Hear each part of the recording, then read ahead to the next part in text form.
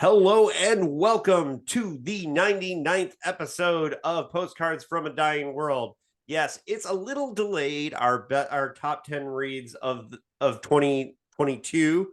That's because Judge Marc Rothenberg was in Norway starting a black metal band over his Hanukkah break, and he's back now, and we're going to get 99 recorded, and I can't tell you what I'm going to do for the 100th episode because it's going to be a surprise, but I'm recording that later today. But I might change my shirt to try and give an illusion that it's a different time.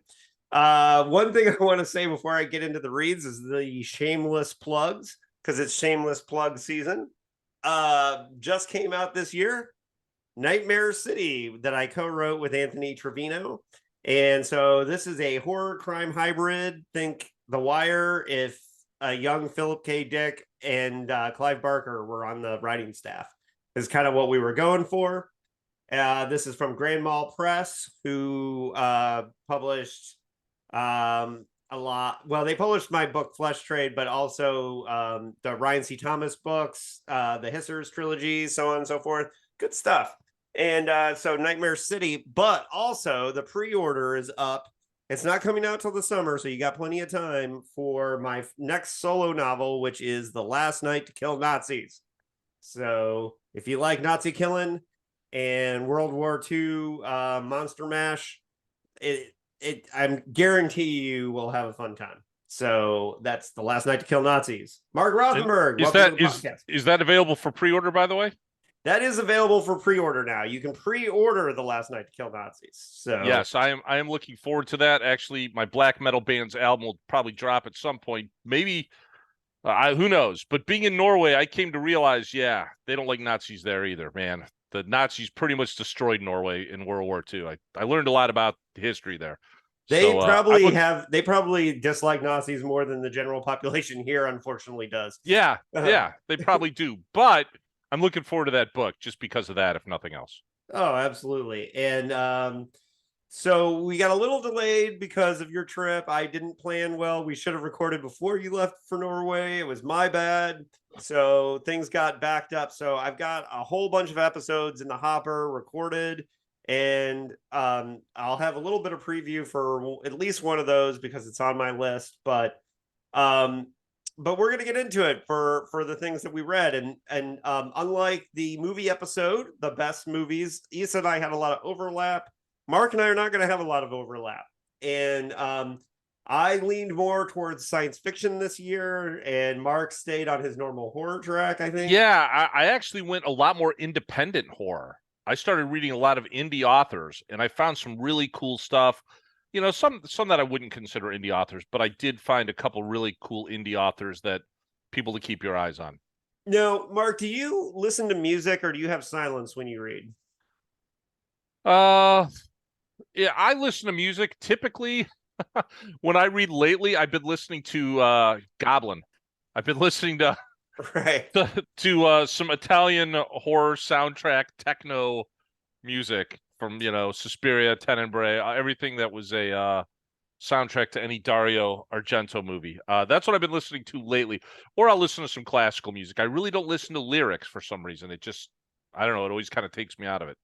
Well, I mix it up a little bit, but I have a shuffle that I created on Spotify called Writing Soundtracks, and it's mostly movie scores, but it's also bands that I can't listen to something where I know the lyrics well.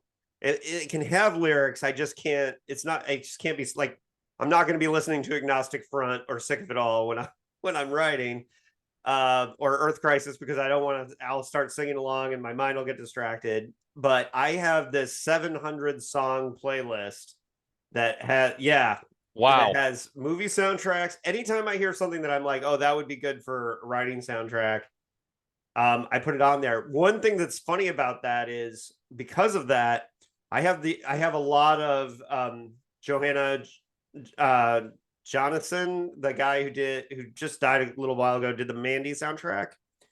I have like almost everything he ever recorded on that shuffle, and it includes the Arrival soundtrack.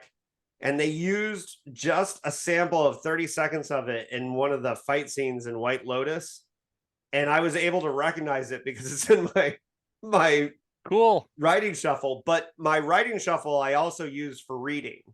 So like if I'm reading on the bus or something, I don't play music and headphones or whatever. But when I'm home, and a lot of times what I do is I shut off whatever media is going around like 9 o'clock, maybe 2 hours before I go to bed, and I'll put on music on headphones, pull out a book, and read till I go to sleep.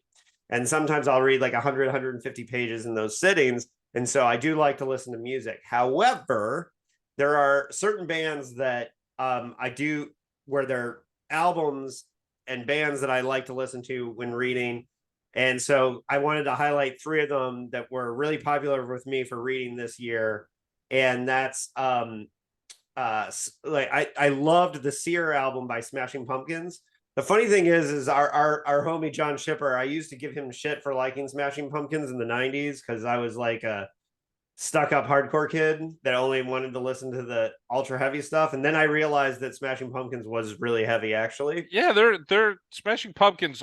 Like you, I was not a big Smashing Pumpkins fan at the time. I wouldn't even consider myself a huge Smashing Pumpkins fan now, but I definitely appreciate Smashing Pumpkins now and what they did. And I actually, their album that they did in 2020, Sear, it has a little bit of electronica added to it, but for whatever reason, I got really stuck on listening to this album while reading. And I had to shift it out of my reading because I was listening to so much, I was starting to learn the lyrics. And then there was a band I discovered in the last, like, maybe 2 years from Norway, by the way. And that's this band Leprous, which is they started as a progressive metal band, and they're the backing band for Ishan from the black metal band Emperor, his solo project. They're the backing band for him, but they do this. Their singer has this beautiful voice, and so they go from super heavy to really melodic, and then they have some like really, really pretty songs. And I just got I'm adding them now, actually. Yeah, Leprous is and their drummer is absolutely incredible, and they discovered him playing drums on the street in Norway. Like he would just like set up his drum set and play for money, and that's how they found him. So, and he's an amazing drummer, now considered one of the best in the world. And then the other thing that I listened to a lot was the most recent Catatonia Records, City Burials, from Sweden. And Catatonia is one of my all-time favorite bands, so I cannot listen to their older albums when I'm reading. But I listened to their most recent album, City Burials, until I started to learn it. And I actually saw them live in San Diego like about a month ago, and they are incredible. And they have a new album coming out next year called The Void of Stars. And so people who want like gothy horror stuff, Catatonia is like goth metal meets with a little bit of Cure influence, a little bit of slow dive. So people should really check it out. They're great. I will say there is one album I do consistently listen to as well when I read, and that is it's the Mad Max Fury Road soundtrack by Junkie XL. I really, for some reason, that's a great soundtrack. Yeah, I'm able to just listen to that over and over and over without a problem while I read. Yeah, that's definitely in my writing shuffle.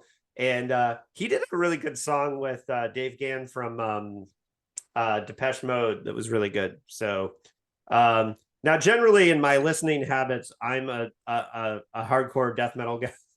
Hardcore death metal. Earth Crisis is my favorite band in the world. Misery Index is one of my favorites. I love Testament, but that's not stuff I listen to when I'm reading. That's stuff I listen to when I'm shooting hoops. And for whatever reason, I've discovered that when I listen to Testament, when I'm warming up shooting hoops, I like have a way better shooting percentage. I can't explain it, but that's what it is.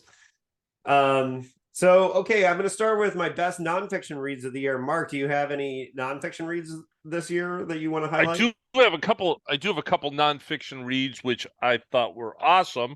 And as soon as I could find them, here they are. I have 2 actually. And okay. I have 5. I'm going to yeah, sadly, I'm not into nonfiction. There was another nonfiction read, which I'll give an honorable mention to. I don't put it on there because it was a coffee table book, and that is called Untold Horror.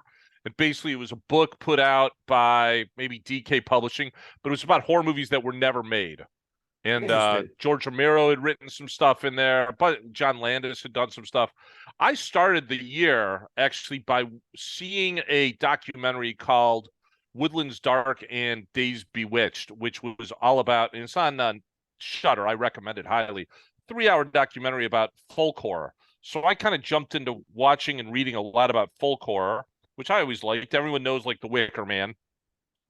But the book that I will say is my first, my number 2 nonfiction is by Howard David Ingram. We Don't Go Back, a Watcher's Guide to Folk Horror. And it's several essays, well, a lot of essays about various movies, about various books, television shows regarding folk horror. Honestly, it's amazing the amount of international stuff that's out there media-wise regarding folk horror, about, you know, people going to places they shouldn't be, outsiders, fish out of water, that kind of thing. And you know, this book was just hit the sweet spot for me at the time. So, and that actually will tie into my retro read too a little bit.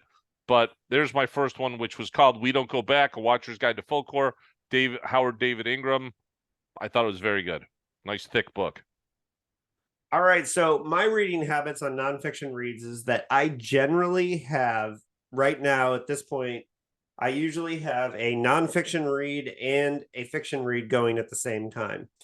And so depending upon when I'm in the mood to read at any given time. And this last year, most of my nonfiction reads, except for a couple that were research for books or writing projects, was but most of these were for writing projects, is that I've been doing a lot of writing about the history and construction of science fiction and the genre. So I was reading a lot for that, or for the 2 podcasts. And so generally so all 5 of my nonfiction reads are about genre per se. And the first one that I want to highlight is Monster, She Wrote by Lisa Kroger and Melanie Anderson, which is kind of a YA book about the history of women writing horror fiction.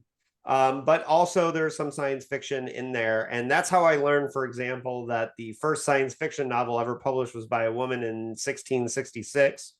I'm brain farting the name of it right now. But I learned it from that book. And this book has really cool illustrations. That's where it's kind of YA-ish. And it's a really neat book, and it's a great reference shelf book for the history of women. And it talks about some of the other authors we'll talk about later in this list.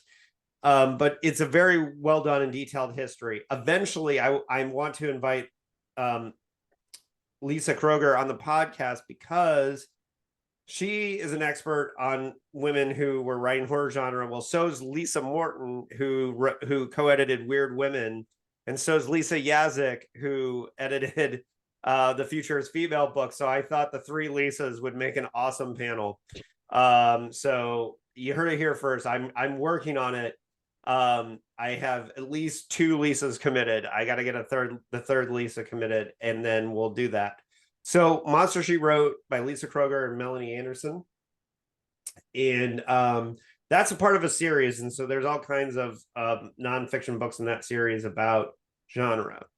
Also, I got a tie here for D. Harlan Wilson's 2 nonfiction, or 2 David Harlan Wilson from Wright State, who's been on the podcast and will be on 2 episodes from now, but we'll get to that in a second.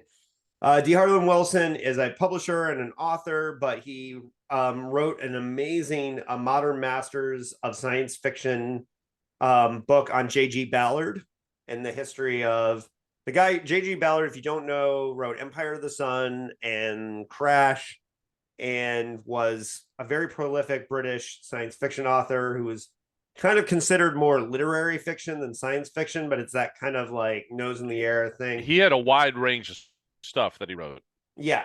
It was I don't want to say certainly surreal at times, and it's just pretty straightforward stuff at times. Empire of the Sun was pretty straightforward, I thought. Yeah, Empire of the Sun is a straightforward, basically autobiography. He grew up in Shanghai during Japanese occupation, of Shanghai. So, and that was turned into a movie by a little known director named Steven Spielberg, who and starred a little known child actor named Christian Bale as James, the character that J.G. Ballard was based on. So, anyways, and there's 2 books from this series. The University of Illinois has a Modern Masters of Science Fiction series of biographies, and they're great.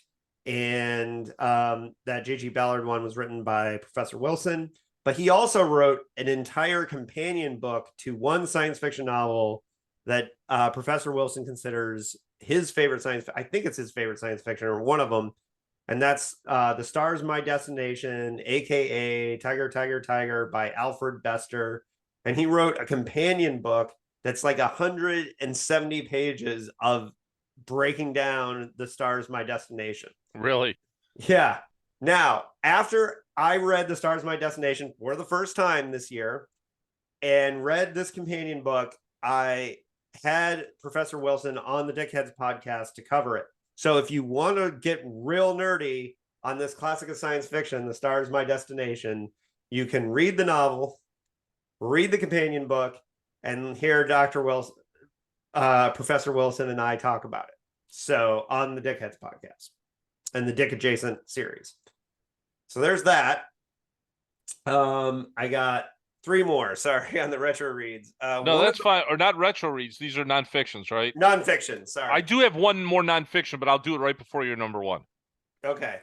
This one was huge. This is like a coffee table size book. It's like amazingly laid out. And this is Dangerous Visions, New Worlds. This is a series of essays about like radical new wave era science fiction. And it's really good. Now, here's the thing. As a serious Philip K. Dick nerd, I thought the essay on Philip K. Dick was ridiculously bad and just barely scratched the surface, but that could just be me. It might not bother anybody else. I thought also the essays on Barry Malzberg were kind of lacking, but I learned about a bunch of, and some of my reads and the retro reads came from directly from reading this book. And overall, I think this book is a must-have. I think if you like radical science fiction, it's a must-have book, even though, because it's a book of essays, so not every essay is great. But for example, there's an essay on pornographic science fiction of the 60s. I had no idea that there was an entire line of like Cinemax style pulp sci-fi that came out. Philip Jose Farmer was one of the authors that wrote for it, which makes sense. Well, yeah, he wrote The Lovers, which was the first sci-fi novel to get real like horny. So it's not that surprising. But there's also some things like I learned about an author who I later read an unproduced treatment for Star Trek on, who was like one of the first like out trans authors from the 60s. So, and these are all things I learned from reading Dangerous Visions, New Worlds. Andrew Netti and I, one of the co-editors, have threatened to get on the podcast together, but he lives in Australia, so the timing is really hard.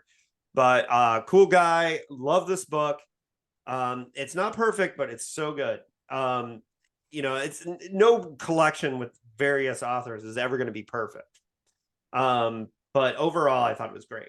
Number 2 on my retro reads is also in the Modern Masters of Science Fiction from University of Illinois series, and I believe it might have been the first or second in the series, and that's the John Brunner Modern Masters of Science Fiction book, and that was the first book I read this year. I read a book from the 70s called The Happening Worlds of John Brunner, which only goes through 1960, because it was 1977 and he was still alive and still working. I read those 2 books back to back about John Brunner, and John Brunner is it's funny because I do a Philip K. Dick podcast, but probably my favorite new wave or that era author is really John Brunner. I think John Brunner is the best. And eventually, I have plans to turn all this knowledge about John Brunner into things, but for right now, I was just getting the background on that. And one of the things that this inspired was that I discovered that one of the short story collections of his that I had now then had his first published short story from when he was a teenager from Astounding Magazine. Thou Good and Faithful, I think is the name of the story. Anyways, I got a review of it on the blog, I read that, and it was incredible to see teenage John Brunner, like how much in the like early 50s he already had at his powers. So, anyways, before I get to my number one, you have another nonfiction read? Yeah, so here's my nonfiction read, and I know you and I discussed this. I read this earlier this year, and honestly, a little bit of background. I'm a judge. I applied, however, for the Court of Appeals of the state of Indiana this year. And during that interview, which I did not get the job, but I'm not disheartened at all. I'll try again. But during the interview, they asked me, and this is public record, what's the last book you read? I didn't lie. And I told them it was the Texas Chainsaw Massacre, the film that terrified a rattled nation. And I will tell you, and I know you're not a huge Texas Chainsaw Massacre guy. Am I still correct on that? Yes. Yeah, it's not one of my favorites. I appreciate it. Yeah. I appreciate what he did. As I've watched it over and over, I've really come to appreciate it quite a bit. And this book is not just about the making of the movie. I mean, it is actually a little bit, but it's really about the time that our country was in, right?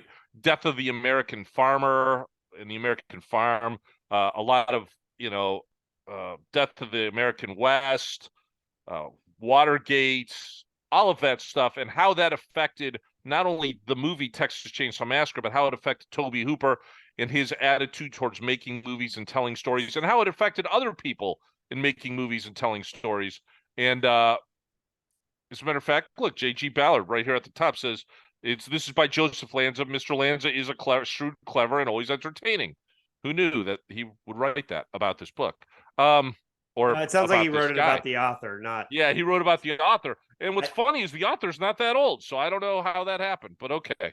But honestly, I thought this was a great book because it does really tie in the history of our country and the tumultuous time we were going through that started producing things like Texas Chainsaw Massacre and horror at that time. And as you well know, in science fiction and horror and genre usually has these thriving periods when we are in this conflict, right? Mm-hmm. When we have these issues in America. Look at what happened in the last 2 years. I would argue that the last couple of years have been fantastic for horror and fantastic for science fiction. And I think a lot of that comes from not only the political aspects, but COVID and all of the other stuff that's been happening. So this was a great book. I would highly recommend it. It did not, I mean, it's a history book, but it doesn't really read like a history book. But there you go. That was my number one nonfiction read this year. Well, and there's a lot of books coming out now that are biographies of movies themselves. And it didn't make my final list, but Blood, Sweat, and Chrome about the making of Fury Road was an incredible biography of a film. And it's the reason I watched Babe Pig in the City the other night, by the way, is like the insanity of Babe Pig in the City was first brought to me by reading Blood, Sweat, and Chrome, because, the only reason why George Miller did not direct the original Babe is he thought he was going to make Fury Road with Mel Gibson in 1997. And at the last minute, the studio pulled the plug.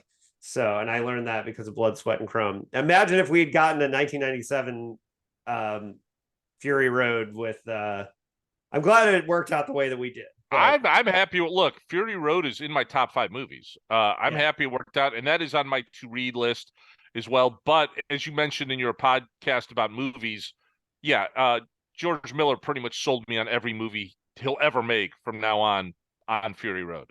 Yeah, exactly. Yeah, he deserves that. Fury Road is a masterpiece. So my number one is from an author who grew up in our home state of Indiana. In fact, he grew up in Bloomington. His father and my father went to synagogue together. And that's Professor Gavriel Rosenfeld, who wrote an incredible nonfiction book called The World Hitler Never Made. And it is a history of alternate Nazism, about basically, it's all alternate. It's a book about counterfactual books about Nazism and World War II. And so think of like Man in the High Castle or The Plot Against America, like those types of things, but a whole book. And what I didn't realize was how deep that history was. There's a lot more alternate history, and that includes novels that were written during World War II that kind of foresaw the end. So I'm confused. Is this a book about alternate histories, Yeah. or okay? Yeah. So it's a nonfiction study of counterfactual histories of science fiction. Now, I had Professor Rosenfeld on our Man in the High Castle bonus episode for Dickheads to talk about, and it was funny when I invited him on the podcast. I didn't know he was from Bloomington, and he was like, "Yeah, your stepbrother and I were really good friends growing up," and and I hung out with you. Yeah, exactly. yeah, he's like, how's Susan? You know, and I was just kind of like, whoa. Because I just invited him because I read that he had written this book, The World Hitler Never Made. And when I read the word, if you were following me on Twitter, when I was reading The World Hitler Never Made, I added so many books to my what to read list. And eventually I'm going to read them all, from Night of the General to Night of the Generals, which was made into a movie, Don Pleasance and a bunch of other people. But it's just like there were literally probably 40 or 50 books that I was like, oh my God, I have to read that eventually, that I read about in Gov's book. And it's an incredible study. It's very thorough. And it's kind of a dense nonfiction book, but definitely worth reading. A lot of stuff about Spinrad's Iron Dream, Man in the High Castle, stuff like that. But the thing is, you'd be surprised he doesn't write as much about those individual books because he's got a lot to handle in there. But that was probably the coolest nonfiction read that I had of the year. And unfortunately, I hadn't read it by the time I didn't have time to read it before, didn't come in the mail before I had him on the podcast. So, and then I didn't end up reading it until this year, because that was like a couple years ago. And then I didn't end up reading it until this year. And when I did, I was like, man, this is really good. So, and he's written other books, and he is very knowledgeable about the rise of anti-Semitism in our world today, which, you know, obviously inspired my most recent book. So yeah, I was, yeah, very cool. So on to our retro reads. You have how many retro reads do you have, Mark? I only really have one retro read. I kind of retro read. Well, that's not true. I really have two. I kind of retro read is something that's a little bit distant, at least 10 to 15, at least 15 years old, but usually much farther. The first retro read that I'll say, and it's not my number one, I'd say it's my number two. I did a lot of short stories, and I basically read the collected ghost stories of M.R. James, and I've read a lot of his stories before, but this is the first time I really read him in bulk. And M.R. James, you know, the headmaster of Cambridge University, and used to get people together for ghost stories. That was sort of his club there, and did it for Christmas. A lot of classic stories, Whistle and I'll Come to You, Lad, and you know, Casting the Runes. That was my first retro read. Any person who likes genre fiction should read his stuff. It's amazing. That was my first retro read. All right, so I read a lot of retro stuff. So I oh yeah. So I cut it to 5, but I have a couple honorable mentions. One of which is by Philly himself, and that would be A Scanner Darkly. And I'd read Scanner Darkly before, but reading Scanner Darkly again was amazing. I personally feel, in the 5 years that we've been doing the Dickheads podcast, and we're almost done with his catalog. I mean, we're getting close to his death here in the catalog. We're recording Valis next week. Scanner Darkly, our Scanner Darkly episode with special guest Dickhead John Shirley, is our best episode. I am very proud of that episode. I was in the zone. I had just recently gone to Berkeley to see all of his childhood homes, so I was fired up. We were all it's one of the rare cases where we all like the book at the same time, because a lot of times we don't. It's like one of us likes, one of us doesn't, you know, whatever. We all liked it. We were all passionate about it, and we had a great guest. So more than anything, I recommend I know this is kind of silly, but I recommend reading Scanner Darkly and listening to our episode because I'm very proud of it. And I think it's very good. If you're at all interested in Philip K. Dick, the history, because Scanner Darkly is a very autobiographical book.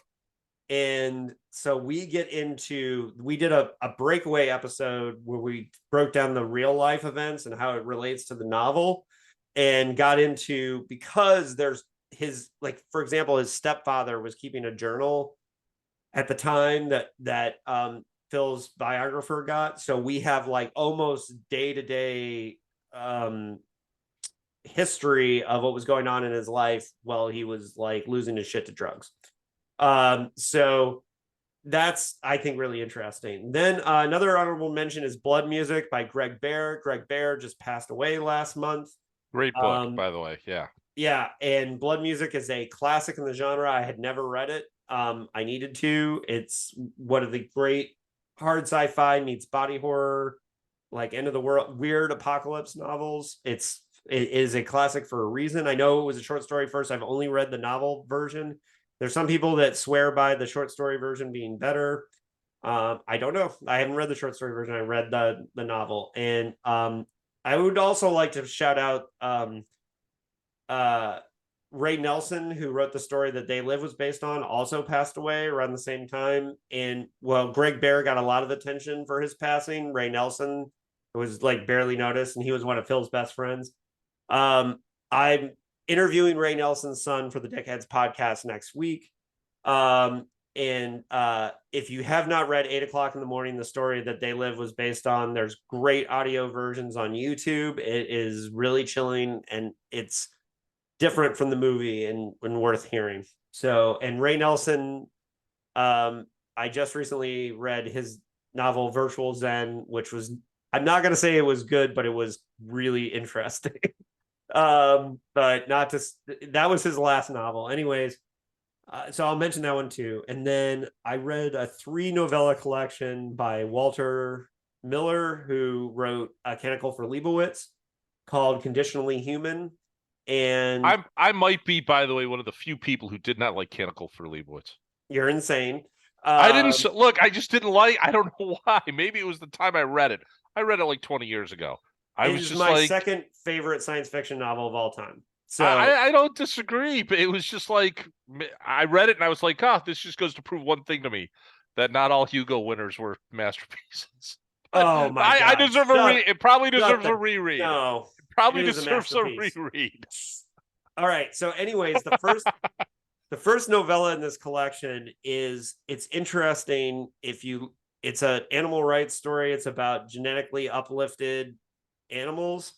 It was written in the 50s. And look, I'm not saying Philip K. Dick ripped it off, but a lot of the way the story is constructed in the beginning is very similar to the beginning of Do Androids Dream of Electric Sheep. And it has a lot of similar themes.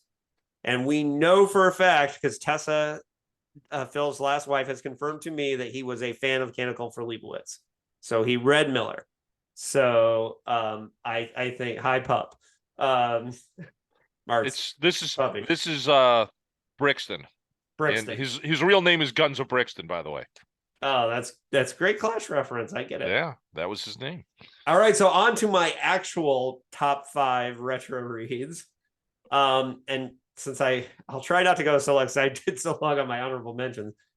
I this year read because I was supposed to be writing an article about him, and then I ended up not getting the gig to write the article. But with the release of the TV show on Showtime, The Man Who Fell to Earth, I went on a reading binge of Walter Tevis. And if you don't know Walter Tevis is the guy who wrote The Man Who Fell to Earth. He had a brilliant science fiction novel in the 80s called Mockingbird, but he only wrote 6 novels. He wrote 3 novels, and then he disappeared into alcoholism and being a professor for a couple decades and quit writing. And then in 1980, in the last like 3 years of his life, he wrote 3 more novels. And one of those was Mockingbird, which was a masterpiece. But his first masterpiece in the 50s was The Hustler. And The Hustler was turned into a movie with Paul Newman. And the sequel, Color of Money, was directed by Martin Scorsese. Both The Hustler and The Color of Money were novels by Walter Tevis. Walter Tevis wrote 3 science fiction novels and 3 mainstream novels. And the other mainstream novel was The Queen's Gambit. Okay. So this guy could write, but he only wrote 6 books. That's it. So, and one was a short story collection of his science fiction. And so he's a really interesting guy to me because he had this mainstream literary success with The Hustler, but he was a sci-fi guy. And then he, had The Man Who Fell to Earth, right? So very interesting writer. The Hustler was great. It's a novel about pool halls. And on paper, I don't know if I should have liked it, but Tevis is such a great writer. But if you're only going to read one Tevis, I would either read Queen's Gambit or Mockingbird. And those were the 3 books that he wrote before he died in 1980 were Mockingbird, Queen's Gambit. And then he wrote this very weird science fiction novel called Steps of the Sun. And then he passed away. And a lot of people don't think Steps of the Sun lives up to all the other books. But I would say Steps of the Sun is, well, partially because it's so weird, but I kind of like that it's weird. But anyways, I read and reviewed most of Tevis's books over the last year. I'm saving Color of Money, so I have one more Tevis to read at some point. I haven't read it yet. And so he wrote Color of Money, Mockingbird, Queen's Gambit, and Steps of the Sun in the 80s before he died. So, and Color of Money, the movie, didn't come out till like right after he died. So yeah, interesting dude. And he was a pool hall hustler before he published his book. And so The Hustler is very autobiographical as well. The next one is one that I read from Dangerous Visions and New Worlds. And I can already see Mark writing this one down that he's going to read it. And that is Ice by Anna Kavan, which is a pen name for a woman named Helen Woods, who was born in 1901 to a very wealthy family.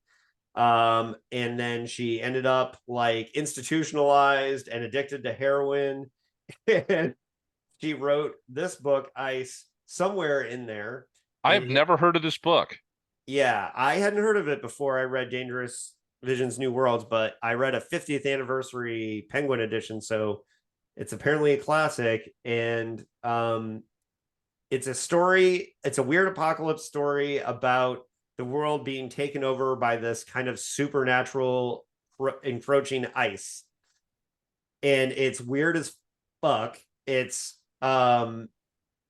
there's this weird glass girl. She never wrote anything else genre, but she wrote this insanely weird end of the world masterpiece. And like her other books are like weird memoirs about being a heroin addict or whatever. And so this book out of nowhere is incredible. It's an incredible book. It's very weird.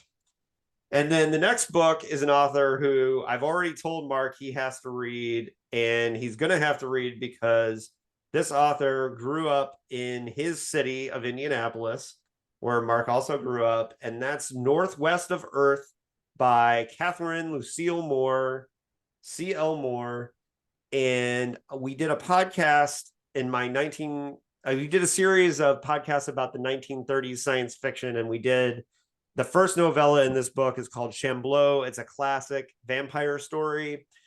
And so we did a whole podcast with German commentator Cora Bullard. Cora's amazing. And Greg Cox, who collected Chamblot in a book of vampire stories that he edited. And Chamblot, if you think, oh, well, it's just a vampire story, whatever. Well, this was a vampire story written in like 1934 for Weird Tales. And so Catherine Lucille Moore briefly went to college at Mark's alma mater, Indiana University, lived in a dorm that was 3 blocks from my home from middle school. She live in Forest? No, it wasn't. It's a building that's not a dorm now, but right. It's I had it all broken down in our episode. I don't remember now. I'll have to go listen. I didn't listen to it. Yeah. Well, you have to read it first and then listen. But C.L. Moore lived in, it was the first women's dorm. It was the very first women's dorm at IU. She did 2 years at IU, and then because of the Depression, could not afford to finish. But she was first published in the Vagabond IU Literary Journal, and her first fantasy stories, which I found online and read. And C.L. Moore then went and worked at a bank in Indianapolis. The reason why she took the name C.L. Moore was not to hide her gender, but because she couldn't moonlight. And during the Depression, you weren't allowed to have 2 jobs because there were jobs were in such premium. And since she was making so much money writing stories for Weird Tales, she didn't want the bank she was working at in Indianapolis to know she was moonlighting. By the way, the building where the bank she worked in still exists in Indianapolis. That's also in the podcast. I think it's a hotel now. But C.L. Moore eventually started trading letters with another science fiction writer from LA named Henry Kuttner, who she eventually married, and they were a writing team together. And his first letter to her was, "Dear Mr. Moore," even though he was introduced to her by H.P. Lovecraft as Kathy Moore. So, but hey, their marriage was initiated by H.P. Lovecraft. So that's kind of interesting, right? Because they wouldn't have started writing each other. But so anyway, C.L. Moore was in the 30s, wrote all these stories about a rogue character named Northwest Smith, who is like completely Han Solo and Indiana Jones rolled into one. And he goes around like the solar system encountering monsters in these 1930s stories. And so this collection, Northwest of Earth, is all the Northwest Smith stories. She also wrote a bunch of fantasy stories about a character named Jorel Jory, which was like a redheaded, imagine Jessica Chastain playing Conan. That's what you're going to get with Jorel Jory. Those are really good too, but I read Northwest of Earth, a sci-fi Golden Works collection of these stories. So yeah, that's a lot on C.L. Moore, but you've got to read C.L. Moore, dude. She's from your town, right? I will. Yeah, she went to Arsenal Tech, it looks like here.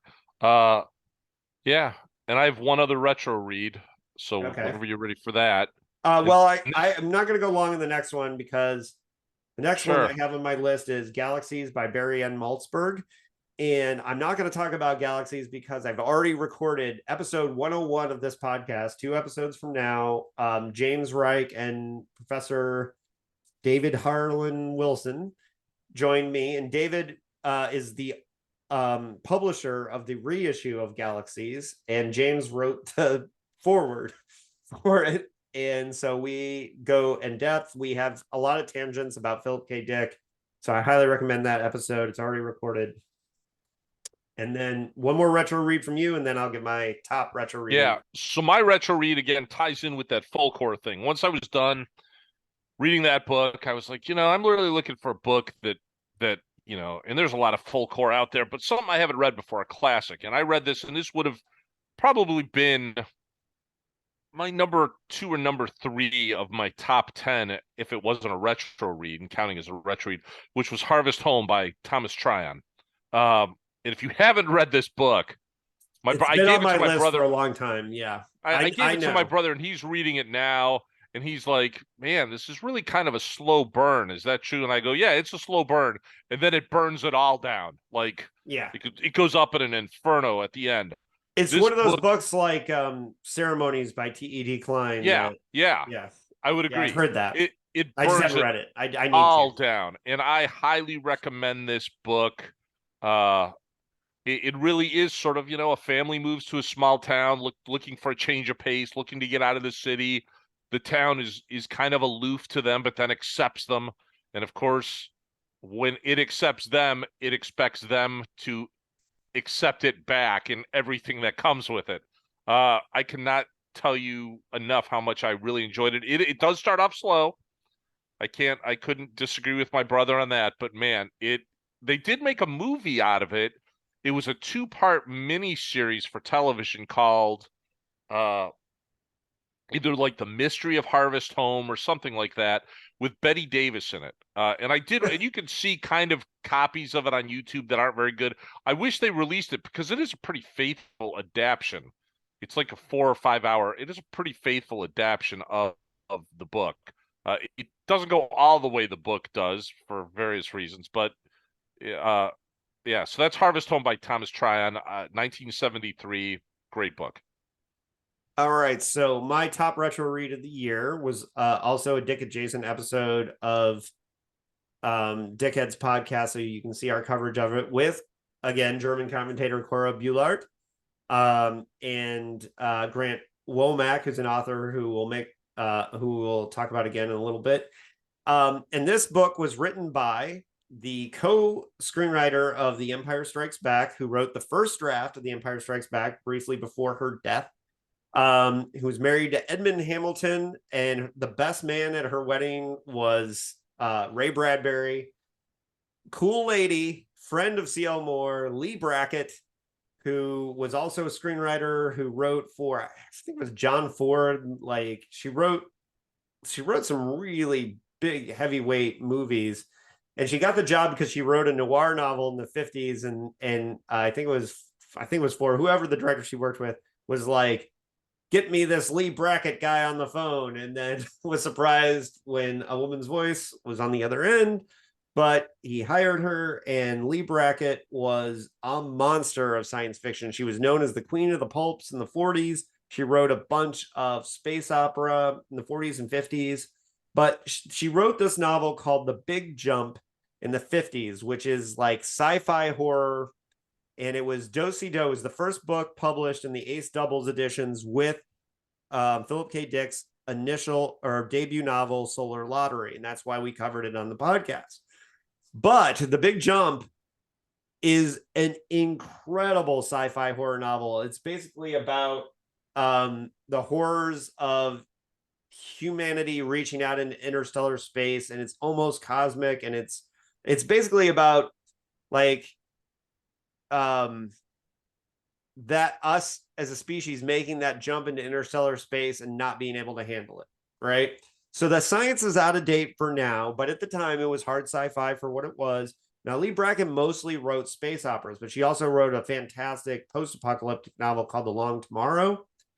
And even though she's known, which is very underrated, but she's known for these pulpy space operas, but this is the best Lee Brackett book I've read, and it was my favorite retro read of the year. It was early in the year, and it was incredible, and we got a podcast to go with it. So if you go and read it, it's very thin, as 50 sci-fi books were, so it won't take up a lot of your time. I highly recommend it. So before we get into our top 10, do you have any honorable mentions this year, Mark? I've got a couple honorable mentions, and it didn't make my top 10. It was good. Both of these I listened to on audiobook. And the reason, I think there was a book that was on your top 10 last year, did what this does much better. And I should mention that in my top 10, I don't mention, there are a lot of books I read that would have made my top 10 that I actually were on my to-read list that were on your top 10 last year, like Year Zero, The Last House on Needless Street. But the first honorable mention I'll do was, and some people like this book, some people hate this book, which is I'm Thinking of Ending Things by, I want to say it's Ian Reed, maybe. It was a good audiobook. I really enjoyed listening to it. I like the way it was written. You could kind of see where it was going. But I thought it was good. They made a movie out of it for Netflix. I want to say Charlie Kaufman might have written and directed it, and it's very Kaufman-esque. But that's the first honorable mention. My second honorable mention, which I know you read, I don't know if you read it this year or last year, but you, I don't think, like this book. But I listened to the audio version, and I think it was perfect for the audio version, which was De-Evolution by Max Brooks. Yeah, not a fan. I thought that book was...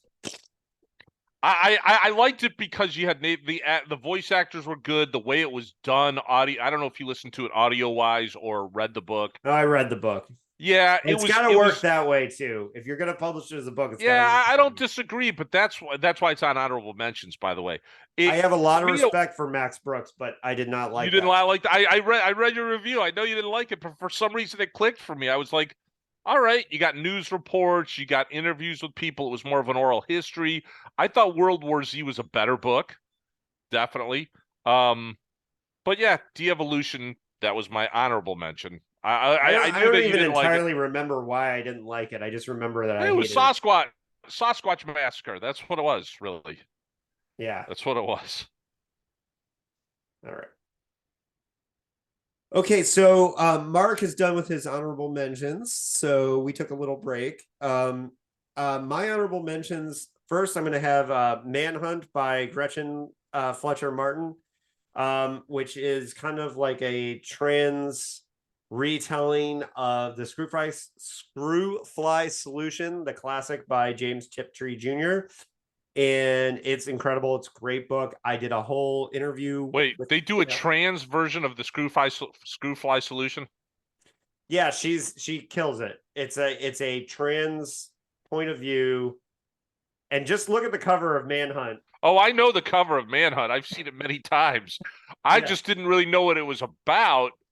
It's intriguing because Screwfly Solution and the gender topics it handles is so, I mean, is so what it is already, coming from Tiptree and her and how that all came about. Gretchen does a great job. She references Screwfly Solution. You're gonna have trouble saying that multiple times in the novel. She's not hiding the fact that she's responding to it, that she's kind of updating the idea with what we know about trans issues, and it's written by a trans author. It's great. She's a really, really great writer and had a cool podcast. So I highly recommend that. And that's the one I'm going to talk about probably the most. The Devil Takes You Home by Gabino Iglesias, which is a book that I thought came out a long time ago, and it just came out this year because Gabino had announced it so long ago. And I'm working on getting Gabino on the podcast to talk about this book. It's a great barrio noir. And then the last honorable mention is a very thin novella. My biggest problem with this novella was how short it was. I could have done a whole novel of it. And that's God's Leftovers by Grant Womack, which is like kind of like a psychedelic Hills Have Eyes type of thing. So very brutal. I've got Grant's soon to be released short story collection in my hopper, and I'm reading for a blurb. And this dude pulls no punches. He's brutal in a way that many writers are afraid to do these days. So very extreme horror. I've got Gabino Iglesias's book on my to read shelf right now. Yeah. It looks great. I've never really read anything by him. Everyone says Zero Saints is really good too. Yeah, and you'd like the Grant Womack one. It's only like 50, 60 pages, so it's like a one sitting read for you. But his upcoming short story collection, you might want to hold out for that because I think you'll especially like that. But Grant's and he was on my Big Jump episode breaking down Lee Brackett. And he was also part of the Nightmare City preview episode because he was one of the early readers of Nightmare City. So cool. Our top 10, Mark. All right. Number 10? This is my number 10.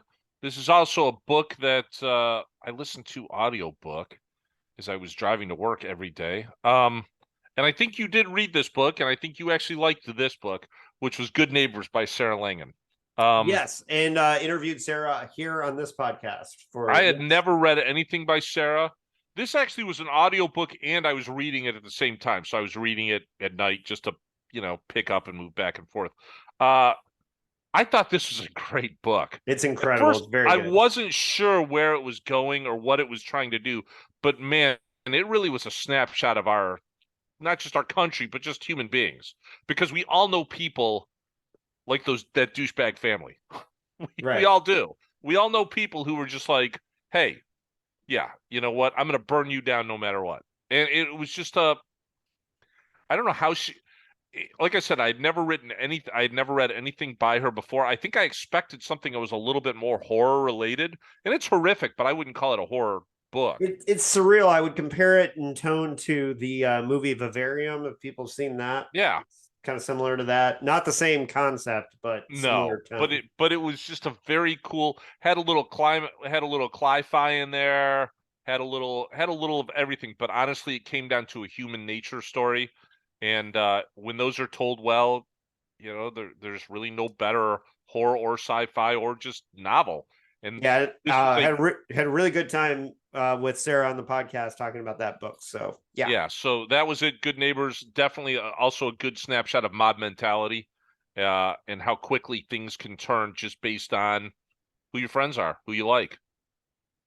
Okay, so my number 10 is currently this month like the thriller read of the month for Barnes and Nobles nationally.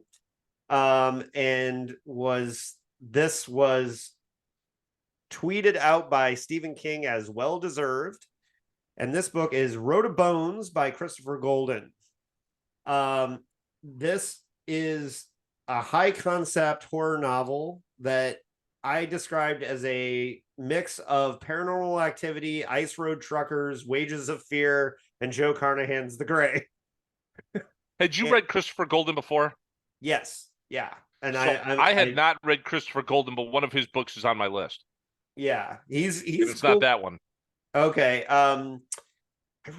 He did a science fiction novel a couple of years ago that I really liked. I have not, and I've read some of his like tie-in work, and I used to listen to Three Guys with Beards, the podcast that he did with Mayberry and James A. Moore. So but anyways, I like isolation horror, and this is about like a YouTube group of people who do YouTube shows about hauntings going to this haunted road in Siberia. And the story is really simple, but the execution is not. It's very high level horror, tightly wound around atmosphere and action. And it's a short novel, but a lot is packed in, and it is it's next level horror writing. It's really, really good. So it may even be better written than some of the books higher on my list, but this is where I slotted it for me. So yeah, number 10, Road of Bones by Christopher Golden. Highly recommended. But even yeah, go ahead. Okay, I was going to say, yeah, so the one I just read by him, and we'll get to it later. I really just read it probably less than a month ago. First time I ever read anything by him. I'm really looking forward to reading more by him. I know he has another book coming out called All Hallows, but this book is also on my list to read. So yeah, he has a graphic novel with Tim Levin coming out too. I can't remember the name of it, but Tim promoted it on the podcast. So your number 9, Mark. My number 9 is What Moves the Dead by T. Kingfisher. By the way, are you seeing this backwards? Do I need a reverse my mirror thing? You're seeing it right? Yeah. This is my camera. This is a very short book. And I have a couple other T. Kingfisher books the twisted ones that I haven't read yet. Again, I just every year I get a bunch of books. That's what I ask for the holidays. And I literally stock up on books that I just start flying through. This is a retelling, and a pretty good retelling, of The Fall of the House of Usher. And it's got a little bit of it definitely has some supernatural into it. A little bit more modernized. Retired soldier comes to visit his friends. He finds out his friends are kind of dying. If you're familiar with the House of Usher, it'll be familiar to you, but enough difference in the way it's written. I thought it was really tightly written. It takes a lot of balls, in my opinion, to try to sort of rewrite something by Edgar Allan Poe or H.P. Lovecraft or anyone for that matter. But I think that I think she did a really good job with this. What Moves the Dead by T. Kingfisher. I recommend as my number 9. My number 9, friend of the podcast, 3-time guest, Daphne by Josh Mellerman. This is one of the last reads I had of the year, and maybe it deserves to be here. This is a love letter to 3 things. Well, to two things. It's a love letter to horror novels and to the sport of basketball. And if I'm a big hooper. Josh is a big hooper. In fact, one of the times he was on the podcast was talking about basketball. Who And else was he on the podcast with, though? That's the best part. The authors you had on the podcast just talking about basketball were hilarious. That was hilarious. Paul Tremblay, Stephen Graham Jones, and Josh Mallerman. So I would argue 3 of the best horror authors writing today or on your podcast just to talk about basketball. It was great. And we didn't talk about horror at all. No. Yeah, that was the joke.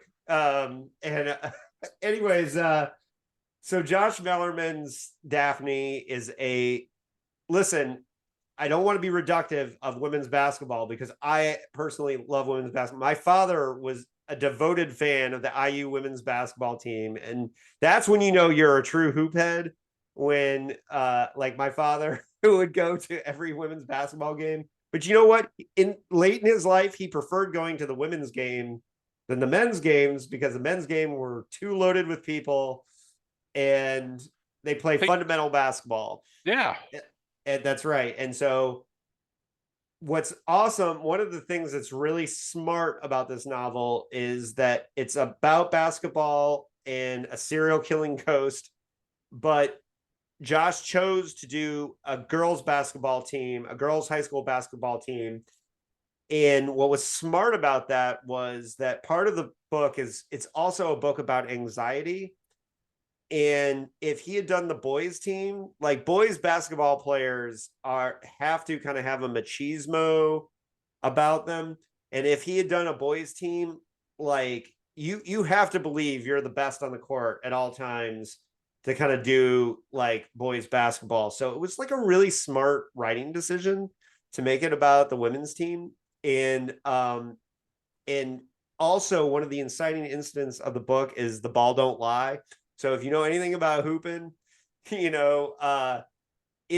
a really genius trick to write a horror novel that pays loving tribute to horror, revenge horror, basketball, and be very poignant in how it writes about anxiety.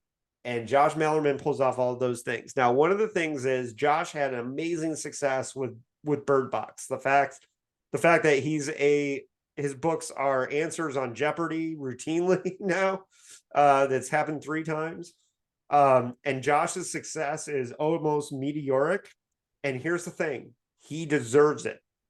He is a fantastic writer and one of the most unapologetic, I'm a horror writer. So kudos to Josh. I have so much respect for him and what he's doing.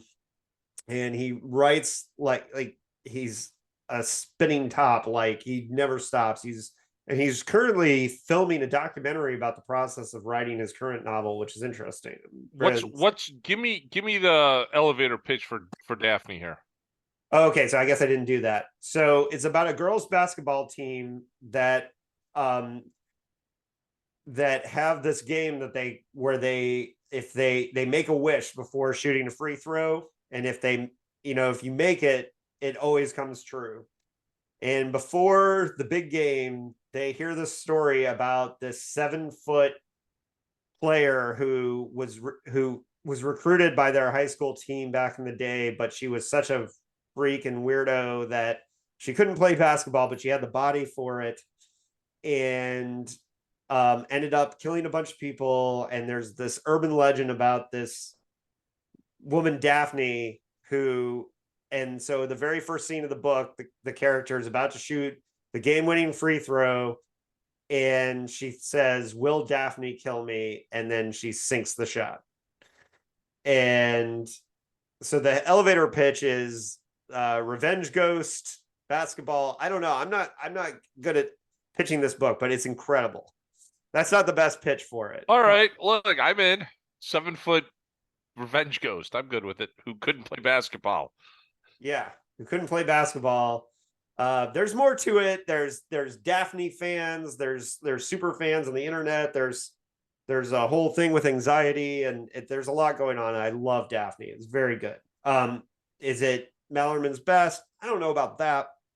That being said, one of the things that I really appreciate about what Mallerman does, if you look at his book Pearl, if you try to explain the concept of Pearl, it doesn't sound like it could work in a million years. And he pulled it off. Like if you tell the concept of you know, Pig gets revenge on everyone that hurt him, like Revenge Pig, like that's not going to work. Psychic Revenge Pig. That's the Babe movie I want to see.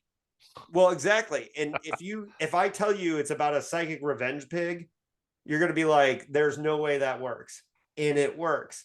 And the thing is with Mallerman, I'm so impressed by the fact that he can make some of these concepts work. I don't think I can make psychic revenge pig work. He did. Oh, don't doubt yourself. Well, I don't know. I think that's a Mallerman thing. All right. So you're number 8. So yeah, Daphne by Josh Mallerman. My number 8 is the Christopher Golden book. I had not read him yet, and it was Ararat. This came out. He's come out with a lot of books in a short period of time. This came out in 2017, maybe. There's a sequel too, I believe. There's, I think, 2 sequels. Oh, okay. And then he's got 2 other books. He's come out with like 5 books in 6 years, and this book was interesting. It was recommended to me, and I'm like, all right. It wasn't an indie author, so I started reading it, and it's about there's an earthquake on Mount Ararat in Turkey, uncovers a cave, and rumors of perhaps something odd in there. A bunch of skeptics go up there with some Turkish guides and some religious folks, and they find a boat, which could very well be Noah's Ark. Except for the fact maybe it's not Noah's Ark. I would compare this to, it's a haunted house, although it's more of a haunted boat. A haunted house possession version of The Thing, if that makes any sense. There's a lot going into it. Yeah, it sounds impressive. And yeah. And I will say this, the first 2 acts are good. It's that third act that really he does a great job with. Because it is a set, the whole last maybe. Yeah, I don't know why I didn't read it. I should have read it. It really, my bad. He's able to encompass the action it's just one set piece. He's able to do it so well. I started listening to the audiobook. I didn't like the narrator, which kind of ruins an audiobook, so I just picked it up from the library and I read, or from the Libby app, and I read it on my tablet. So yeah, Ararat by Christopher Golden. I'll definitely read more by him. I have his newer books on my list, but I think I will probably read the 2 sequels too, because it does sort of have not a sequel as much as a shared character, I guess, who goes through the next couple. I don't know. I'm not sure how you could make a direct sequel to this. Although you could also say, hey, how could you have made a sequel to, The Keep? And yet F. Paul Wilson did, the adversaries. 5 of them. Yeah, there are 5 of them, and they're great. Right, so I mean, technically, there's also 15 Repairman. Well, that's Jack correct. Books that you could go with the Repairman or more Jack that exist in the same universe. Yeah, and I sense that that's kind of what he's doing a little bit with this character, one of the characters in this book, which I really, really liked. I would compare this to a Repairman Jack-esque introduction to a certain character, but I would definitely recommend Ararat. I thought it was a lot of fun. Quick read, a lot of fun. All right, so my number 8 is the one writer who has a screenplay on my top 10 and a novel on my top 10. The film that he wrote was my number 10 of the year, which was Kimmy, directed by Steven Soderbergh, but the script was written by David Koepp, and the novel is my number 8, Aurora by David Koepp. And if you have noticed, I only for my top 10 do 2022 releases. If I were to do a top 10 list of my reads, like for me personally, a lot of them would be retro reads over like the modern ones. But that's just a side note there. So Aurora by David Koepp. Now, if you don't know who David Koepp is, he's written Jurassic Park and Spider-Man and a bunch of the highest grossing movies of all time, Spielberg's War of the Worlds. But when he writes and directs for himself, he makes really fantastic films like Stir of Echoes. I think his script for Panic Room is really more in the vein of of what we've got here. So Aurora is a book about an aurora event that causes all power to shut out. Now, his first movie, Trigger Effect, with Kyle MacLachlan and Elizabeth Shue, kind of did an LA version of this. That book was about a power outage in LA. So he's explored this before, but this is kind of like, it takes place after all the power has gone out throughout most of the country, and it kind of takes place in that time. Like, remember had the people that thought, hey, the Hurricane Katrina passed and we're safe now, right? It kind of takes place in that window. Like, the power went out and we got through the first couple days and it seems like it's okay. This is not the best story that Kep's ever told, or the best story on the list. Kep is a writer's writer in a lot of ways, and what I really like is what he does with subtle writing techniques to build the characters, to build tension and suspense. And it's not the greatest story, but what I really liked about it was how impressive some of the tiny moments of writing was. And Kep has mostly been a screenwriter. He's only written 2 novels. He wrote Cold Storage, which is a really good horror novel, and then Aurora. And I'm just excited to see him write novels, and I want to see him write more. And I hope he goes darker. This one's not as dark as Cold Storage. Cold Storage was like kind of Andromeda strain and thing-ish together. And you'd probably like Cold Storage better, Mark, but I liked Aurora a lot. So that's my number 8, Aurora by David Kep.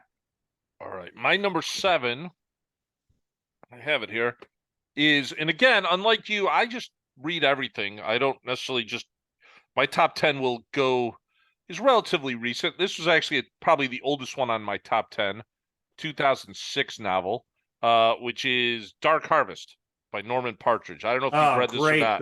Great Halloween read. Great book. Reminded me a lot of Bradbury, right? It was just written with that, hey, small town, great read. I hadn't read this before. A lot of people told me, just read it. You'll really dig it. I read it in one sitting. It's going to be a movie soon. I think is it? I could see it. Hopefully they don't screw it up, because honestly, the script is right here, right? I mean, it's just it's one of those books. Like you, I think, and there's another book on my list which I feel this way. I know I listened to you last week on your movie podcast, or 2 weeks ago. You talked about Jordan Peele, and the one screw up thing he's done is not hiring genre writers for the Twilight Zone. This would make a great Twilight Zone. This would make a great Cabinet of Curiosities episode if done right. It would be a great movie if done right. But a great Halloween read. The premise is it's in the 60s, a small town, and you're kind of just thrown in, and it's almost a little folklorish as well. The town has a tradition where all the boys who are coming of age go out and they try to hunt this guy called the October Boy, who is basically on this picture. He's a guy with a pumpkin head. He is almost summoned out of the ground. And if they kill October Boy, they get to leave the town. That's like their prize. If they don't kill October Boy, bad things happen to the town. The harvest will go bad. A bunch of bad stuff will happen. So the town has sort of made it this game. It was just a really fun read. I mean, it really was. Well, the interesting thing about Partridge, he was a great writer. He had some really great short stories, but he's one of those writers like T.E.D. Klein where we get precious few, because he didn't take being a professional writer as like his, main thing. I think homie of the podcast, Cody Goodfellow, is a huge Norman Partridge fan, and I think he knows Norman. But it basically says Norman Partridge lives in California. That's the about the author section of the book. Yeah. He lives in California. Okay. Yeah, he didn't really he's not one of those authors who went and tried to pursue writing a novel every year, or, it's like. He wrote a Crow novel too, I think. He did. And it's one of the few tie-ins that ever got adapted into an actual movie. Really? Although they didn't do it wasn't as faithful. It wasn't faithful, but they used his concept. It's like pretty much the only time I've ever heard of a tie-in novel actually getting like turned into, something in a franchise. No, it was a great book. I think I might have read this on Halloween because I was like, all right, Halloween read. Let's read it on Halloween. And yeah, perfect time. All right, my number 7 was the author was on the podcast to talk about this book, and that is The Last Storm by Tim Levin. Tim Levin wrote one of my favorite horror novels of the last decade, In the Silence. I'm not a fan of the adaptation on Netflix. The movie is far superior. And a lot of people think The Silence is sort of a ripoff of Bird Box, Quiet Place, but it's really not. It came first, and it's very. And by the way, The Quiet Place, because I had read The Silence beforehand when I saw the trailer for A Quiet Place, before they said the name of the movie, I said, when did they cast Emily Blunt in The Silence? Because I knew that The Silence was getting made and Stanley Tucci was in it, but I was like, when did they get Emily Blunt? That's crazy. And then when it said A Quiet Place, I was like, what? Because it's so similar. Okay, The Last Storm is a post-apocalyptic sci-fi novel, and it's like, imagine the way I would, this meets this is maybe the closest example would be like the Firestarter meets The Road. So it's a post-apocalyptic novel, and there are these gifted people who can make water like magic, who can bring rain and storms, and you can imagine like what that power would make for somebody surviving in a sci-fi future, right? Like what that would mean for their lives. And it's a really, the dynamic of the rainmakers and the allegory that they represent in the drought stricken future is like the heart of the story. And I think this is going to go under the radar for how good it is. And Tim's masterpiece to me still will be The Silence, but man, this is like a much better book than the attention it got. So I really hope people go out and check out The Last Storm. It's the Firestarter meets The Road. I don't know what else to say about it, but Tim came on the podcast twice this year. He was also on the Who Goes There episode with Brian Keene and Mary San Giovanni for the 30s sci-fi episode. And I just think Tim is such a great and talented writer. And I hope this book doesn't get lost. Last Storm by Tim Levin, number 7. All right. My number 6, I'm already angry about. They're making it into a movie. I don't know why I got around. It took a long time to get around to reading this. I'm already pissed about the movie because, of course, they changed the name to the stupidest name in the world. And that's Cabin at the End of the World by Paul Tremblay. The stupidest name in the world is Knock at the Cabin, by the way. If you don't, I don't know how you feel. There's a reason for it, right? And you can go ahead and explain the reason. A bad reason, a very nasty It's a terrible reason. But go ahead, please explain the reason, and then I'll get into the book. Well, listen, I don't have any proof on this, but M. Night Shyamalan is adapting the amazing Cabin at the End of the World. It's an incredible book by Paul Tremblay. Now, what I think is happening is M. Night Shyamalan has had a lot of disastrous films over the last couple of years, and his reputation as a writer has taken a huge hit. And one of the things I think he's gotten a little bit bad after. Not Old was okay. I think The Visit kind of got him back on track. I liked Split, Glass. Split and The Visit were okay. But see, I hate found footage, so The Visit I had a hard time with. But well, regardless, he's gotten this reputation as like his reputation was that he wrote these intense horror novels that were character driven, that had a great twist, right? So Cabin at the End of the World is like everything he would want to write, right? So it's a perfect M. Night Shyamalan movie. I'm not sure there's a twist at Cabin at the End of the World, but again, yeah, I don't know. It is a perfect M. Night Shyamalan story, correct? Without a doubt.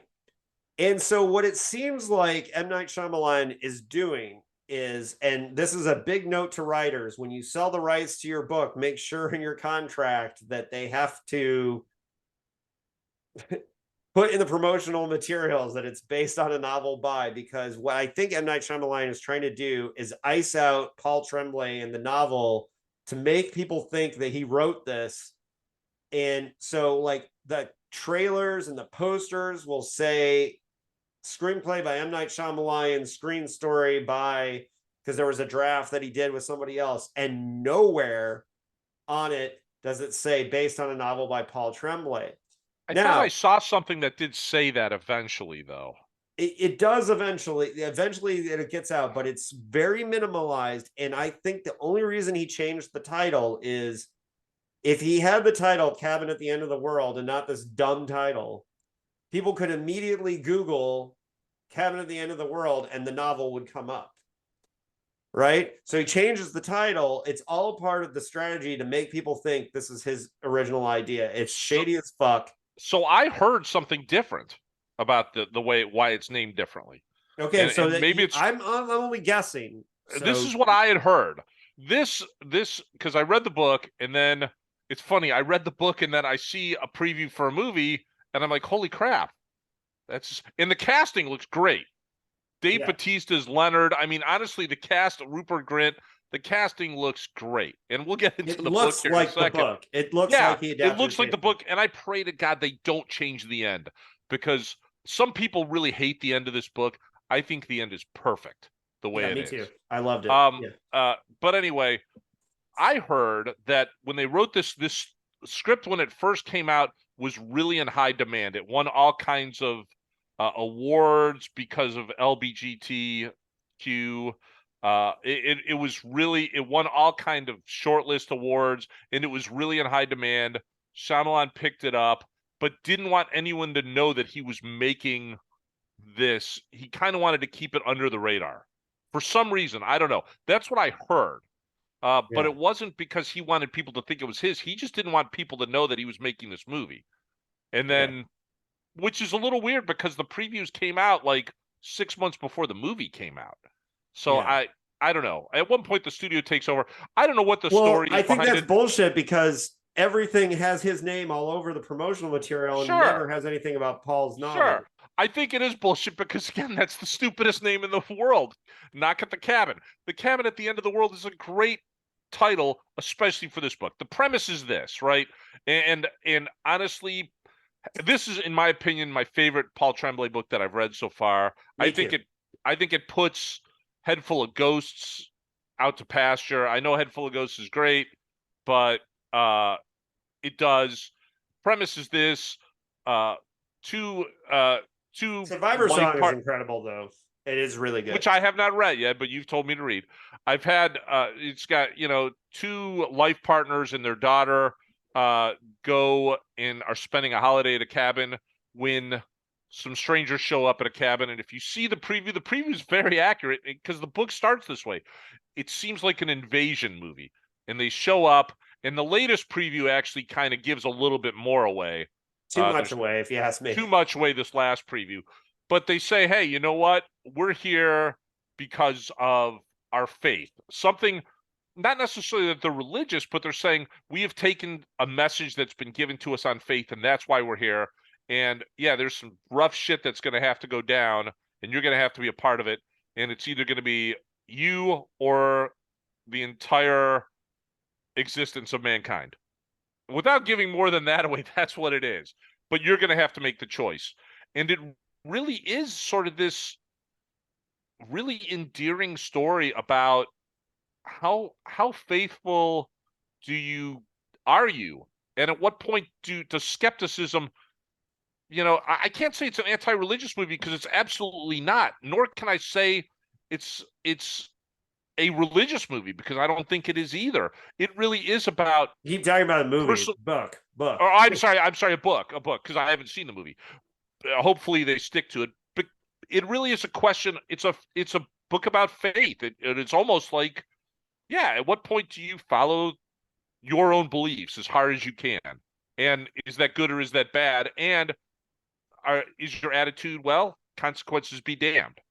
The book was fan-freaking-tastic. Read the book before this movie comes out. I'll still see the movie. I think the movie looks very faithful to the book. Every clip I've seen, I can go, that is exactly from the book. That I know that scene in the book, except this last trailer, which made me go, okay, they're screwing a little bit with the book. Yeah. I've avoided trailers. I just want to go in and see the movie. Yeah, this last trailer, which I saw sort of by accident, which I just didn't turn my head because I had read the book already. I went, all right, now I'm seeing something that wasn't in the book. I don't know if that's good or bad. I hope they stick the landing on this movie. Well, The book was and perfect. the thing is, I read it when it came out, so and I went to Paul did a signing here at Mysterious Galaxies on the release of it, and I read it like right after that, and so it's old enough in my head that I won't remember it exactly. So I might actually have to read it again before I see the quick. I flew through this book. Yeah, quick read, great book. I read it in one sitting on a flight back to Indiana. So like Paul did the reading, and it was like 2 days later I was flying home to Indiana, and then I sat on the plane and I read it all between here and Chicago. So I will say this about the movie and not the book. Again, I think the casting is good. I think David Bautista is good. I think David Bautista is really turning into a great genre actor between his work in Blade Runner, and I just think he's got a great look, and I think he comes out great in this. The way he plays this, it looks like he's going to play this character. But Cabin at the End of the World, that's my number 6. Read that book if you have not read it. All right, I'm not going to go super long on my number 6, but my number 6 is Insomnia by Sarah Pinborough. Pinborough is one of my favorite writers who I will follow her to any genre wherever she goes. And even though she doesn't write horror like she used to, she writes mostly kind of women's thrillers, kind of like Gone Girl type stuff. This novel is a horror novel. It's not marketed as a horror novel. It's marketed in the kind of Gone Girl women's thriller thing, but it's really a horror novel. And what Sarah is doing really, really well right now is writing very subtle feminist horror thriller stuff where she's dealing with not like fist in the air riot girl feminist issues, but like day-to-day women's issues, and how she does, like, she writes about the day-to-day death of a thousand cuts of patriarchy in a really cool way. And Insomnia is a paranoid horror piece where the monster is this woman's upcoming birthday. And is it as good? Look, is it as good as Behind Her Eyes? I thought that was a great book, although marketed again very differently than what it was.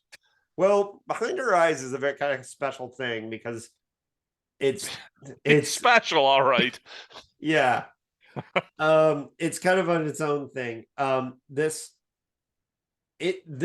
The way the birthday interacts with the trauma, and like it's almost like the shark being off screen in Jaws.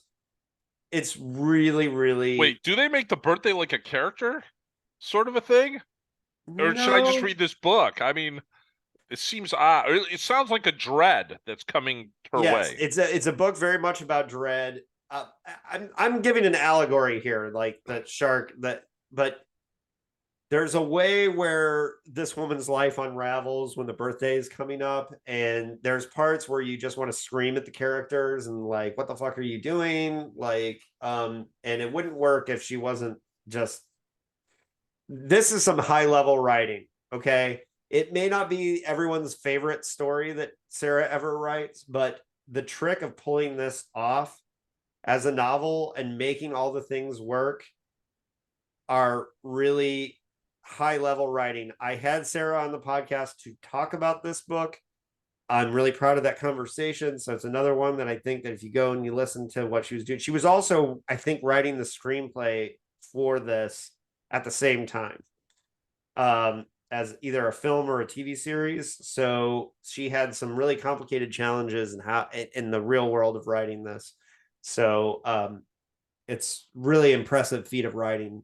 And you're saying this is straight horror. You would say this is horror, or is this? You and I love to expand the definition of horror. Absolutely. Yeah. Is this You and I straight would in the horror consider this category? You Or and I would consider this horror. My old okay, editor at Deadeye Press, Jeff Burke, would not consider this horror. okay. Because he has like that.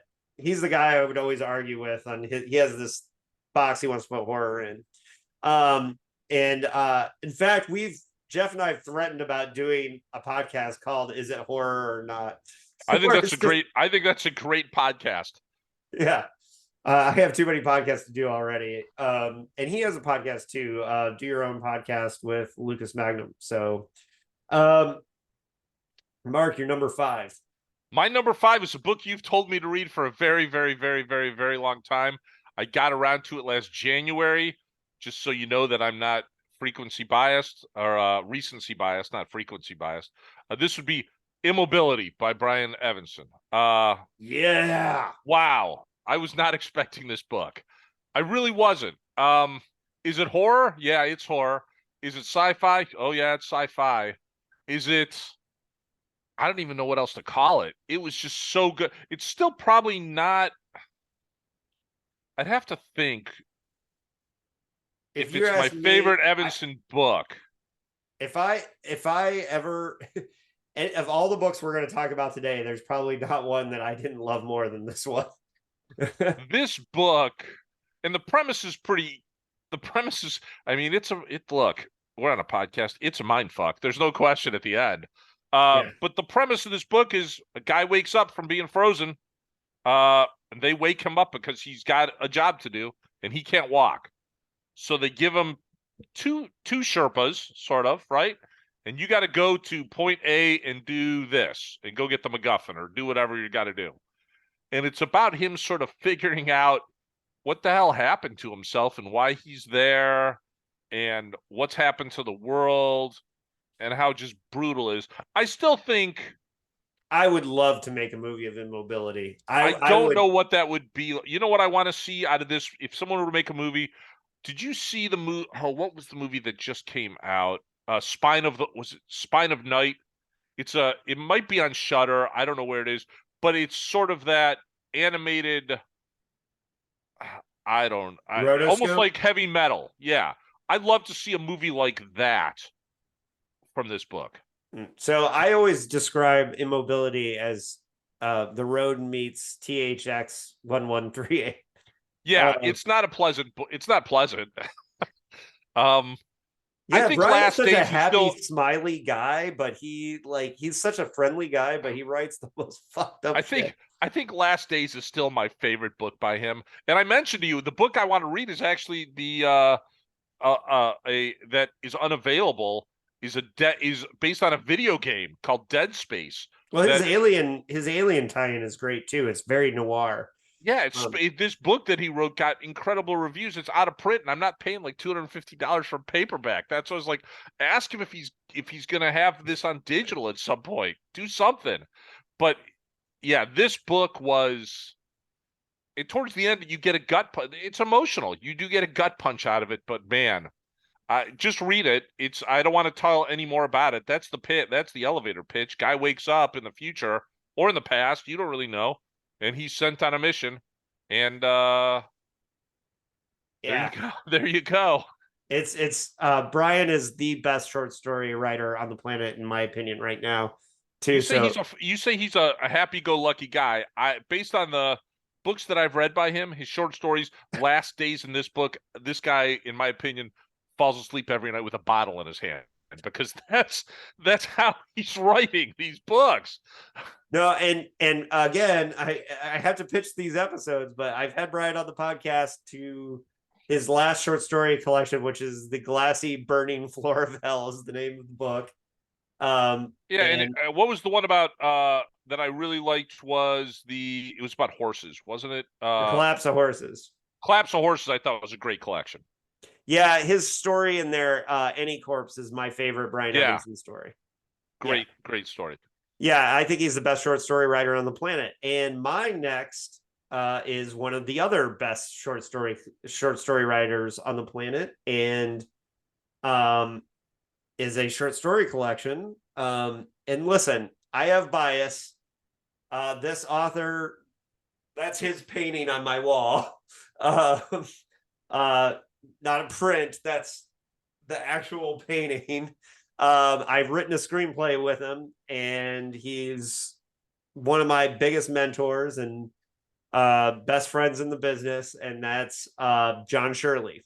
And so you can take this with a grain of salt because I'm working. Here's a hot like I don't know. I'm giving away a breaking thing, but one of my intentions over the next decade is to write a biography of John, and I've already started doing interviews for it. I'm a long way from writing it because I got to finish my nonfiction PKD book, and I have one other book I want to write before that of nonfiction. But anyways, John, my number 5 book is The Feverish Stars by John Shirley. It's his most recent short story collection. John is still killing it with short stories. There's a few Lovecraftian stories in there. There's a few science fiction stories. My favorite, there's one called Miga. There's one called Weed Killer and Waiting Room. And then there's like a really great story that's written just for the collection called Exelda's Voice. John is still publishing wide and short stories. He's publishing short stories all the time. He just had one in Magazine of Fantasy and Science Fiction. The best short story of his I read all year was in the 2002 issue of Startling Stories, which is The Lost City of Los Angeles.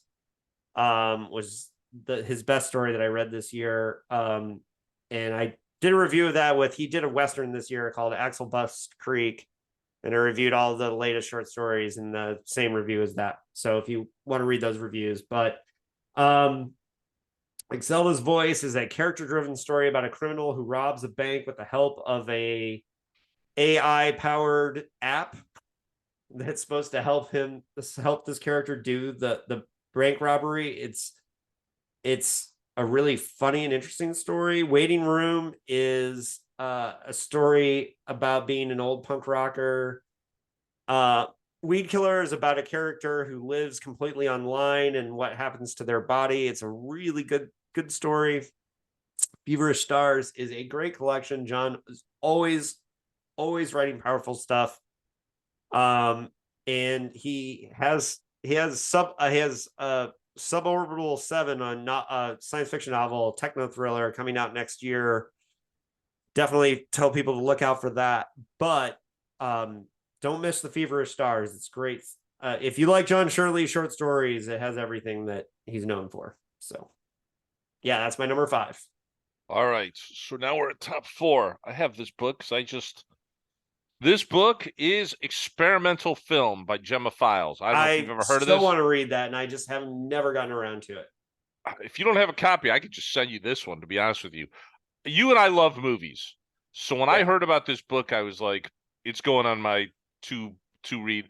And I love folklore. And again, getting back into this, and what this book is about, it's about a woman who's a film teacher in Canada, and she comes across someone, and she goes and reviews films for an independent magazine, and she comes across this film that this guy who's got the reputation for ripping off other people's work and actually taking old films and putting it in his experimental films or new films. And she comes across this, and she sees a clip in one of his new films, and it's just this really weird, surreal clip. So she starts doing some investigation, and it turns out this clip that he used in his film was from potentially one of Canada's first female filmmakers back in 1918. And this woman in 1918 had, and this is just sort of the setup, had a terrible life, but almost everything she produced, film-wise and or art-wise and or literature-wise, revolved around a folklorish tale about Lady Midday. And if you're not familiar with Lady Midday is an actual folk tale from Eastern Europe where a woman would come to a laborer in the working in the fields, and she'd basically ask, are you content with what you're doing? And if they answer, and she'd talk to them, and if they answered the questions wrong, she'd pull out either her sickle or a pair of shears, slice their heads off. this book, and just I don't know how to explain what this book does from that point, because it becomes a book of obsession, of haunting, of a curse, maybe. Definitely a book to read. I'm trying to think about another book that it's like. It's almost like once she's exposed to it, she's sort of becomes obsessed with it in a way. It definitely has supernatural elements. Great book. Check it out. Experimental film, Gemma Files. I don't know what else she's written that I mean, I don't She recall does a anything lot of else. film criticism online, and it's her writing about movies is great. So, Yeah, this is a great book. My And only interaction with her was to talk about how much we love Millennium, the TV show, like, which was a great book, which yeah, is a great show, right? yeah, You'll right. never again, my favorite episode is with the cult that is always optimistic about things. Don't jump, you'll never make it. Not with that attitude, I won't. And my copy, of course, has the very special notes at the back, which when I got sick in Norway and I almost had to try to reschedule my flight home, got sick like an hour before my flight. For some reason, I had this book with me, so I wrote all the notes about possibly getting new flights. So if I do send this to you, you're going to see those notes. I will But anyway, accept that book in the mail. yeah, I'm sure I have your email. I'm sure I have your address somewhere, or just send me your address. I really will send it to you. Great book, experimental film. There you go, Gemma Files. Okay, my number 4 is Noor by Nnedi Okorafor. And Nnedi Okorafor, have you ever read any of her work? I have not. I do have a couple things I think on my to read list, Yeah, sort of in my library. yeah, I think you would like Who Fears Death. But or I for science fiction, the Binti novellas are really, The really Binti novellas are what I have yeah. On there.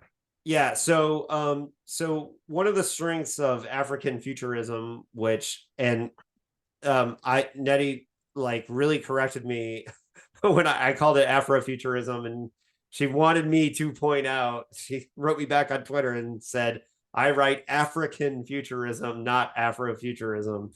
And the difference is that her stories very much take place in Africa and are based on African culture.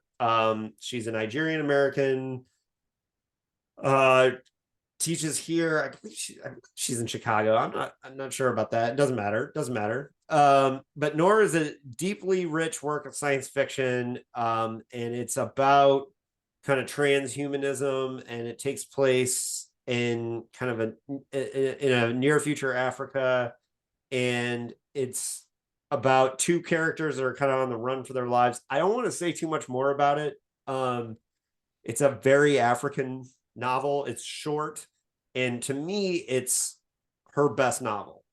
And there's some really deep things going on, and I had a really great exchange with her on Twitter where she thanked me for getting it in a way, and it's not to pat myself too hard on the back, but I think there's some really rich things going on that she was afraid a lot of people were missing of this book. So, and incidentally, my number 4 and number 3 are both Nigerian American science fiction authors. But and this is just it's her best work. Although I like the Binti books, and I read Who Fears Death when I don't think I was in a place to get it. So I need to go back and reread that, because I think I didn't like it, but at the time I wasn't as sophisticated of a reader as I am now. It was when it first came out, and okay? Give me, because again, Binti's on my list, but what's Noor? What's again? Elevator pitch me on it. It's about two genetically enhanced people in near future Africa that steal something, and it's kind of a road chase story set in near future Africa with transhuman characters. So, all right. And I mean, to say anything more would kind of give away things I wouldn't want to give away. But And it's that struggle to what is human, what makes me human, am I even human anymore, kind of thing, of this near future thing. Of course, I read it. This was early in the year. I had a stretch where I read my books 2, 3, 4, and 2 of my honorable mentions, like all in April. And so April was like my best reading month of the year, because the next 2 on the list came from there too. All right. So you're number 3. My number 3, some people like this book, some people don't. I think it gets a lot of online love. He's got a new book out. I'll read it. You know what? It just scratched an itch for me I really liked, and that's Pen Pal by Dathan Arbach. I don't know if I'm sure you've heard of Pen Pal.